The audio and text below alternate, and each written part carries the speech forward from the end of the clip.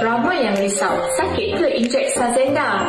Jangan risau, tak seram pun. Jom saya cerita dari A sampai Z. Kalau nak tahu, jarum Sazenda ni sangat halus. Saiz dia 4mm sahaja dan diameter dia sangat kecil.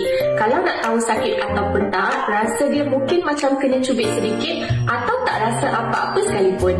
Kalau injek Sazenda dengan teknik yang betul, tak rasa sakit pun. Tips penting, kena tunggu pen sampai suhu bilik. Sebab kalau sejuk sangat, boleh rasa pedih sedikit. Saya share macam mana tips untuk elak lebam.